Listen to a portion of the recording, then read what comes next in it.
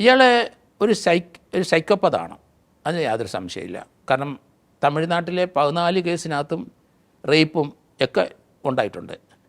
അത് robbery dacoit നടത്തുന്ന വീട്ടിലൊക്കെ കയറി റേപ്പ് കിട്ടും. അങ്ങനെയാണ് 14 കേസിനകത്ത് അയാളുടെ പ്രതിയെ.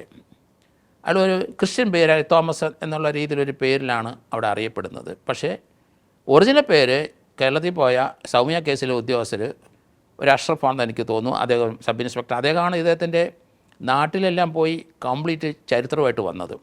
അങ്ങനെയാണ് ഇയാൾ ഗോവിന്ദച്ചാമിയാണ് ഇവനെന്ന് കണ്ടുപിടിച്ചത്.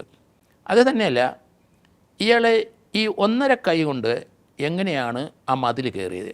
ആ ട്രംസിലൊക്കെ കയറി നിന്നെന്ന് നമുക്ക് മനസ്സിലാക്കാം. പക്ഷേ മതിൽ എങ്ങനെയാണ് കയറിയെന്നും ഇന്നും അത് നമുക്ക് ആലോചിക്കുമ്പം അത് പൊരുത്തപ്പെടുന്നില്ല. പക്ഷേ മുകളിലെ കമ്പി കെട്ടിയെടുത്ത് അപ്പുറത്തോട്ട് ചാടിയാൽ ഇയാൾക്ക് പരിക്കേൽക്കാനുള്ള സാധ്യത കൂടുതലായതുകൊണ്ട് അയാൾ ആ തുണി കയറ് പോലെ കെട്ടിയിട്ടും ഓരോ മുഴത്തിനും ഇടയ്ക്ക് ഓരോ കെട്ട് കണ്ടിട്ടുണ്ട്.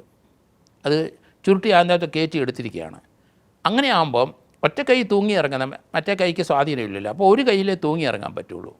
അങ്ങനെ ഇറങ്ങുമ്പം ഒരു മുഴം കഴിയുമ്പോൾ ആ കെട്ടിൻ്റെ അവിടെ നല്ല ഗ്രിപ്പ് കിട്ടും. വീണ്ടും അയാൾ എനിക്ക് തോന്നുന്നത് കാലിൻ്റെ നമുക്കറിയാം തള്ളവിരലിനും അടുത്ത വിരലിൻ്റെ ഇടയ്ക്കൂടെ ആ കാലുകൊണ്ട് ഊർന്നിറങ്ങാൻ പറ്റും. അതേ സമയത്ത് ആ കെട്ട് വരുന്നിടത്ത് കൈ കൊണ്ട് പിടിക്കാനും പറ്റും. അങ്ങനെ ആയിരിക്കണം ഇറങ്ങിയിരിക്കുന്നത്. അല്ലാതെ താഴോട്ട് ഊർന്നിറങ്ങാൻ പറ്റത്തില്ല. ഓരോ കെട്ടിലും കൈ പിടിച്ച ശേഷം അതിലേക്ക് ഒരു ഗ്രിപ്പ് തള്ളവിരലിനും ചെറുവിരലിനും ഇടയ്ക്കൂടെ ആ തുണിയുടെ ആ അറ്റം കയറി പോകുമ്പം അയാൾക്ക് സേഫായിട്ട് ലാൻഡ് ചെയ്യാൻ പറ്റും. ഒരു പരിക്കും ഇല്ലാതെ അയാൾ വെളിയിൽ ഇറങ്ങി എന്നുള്ളതാണ്.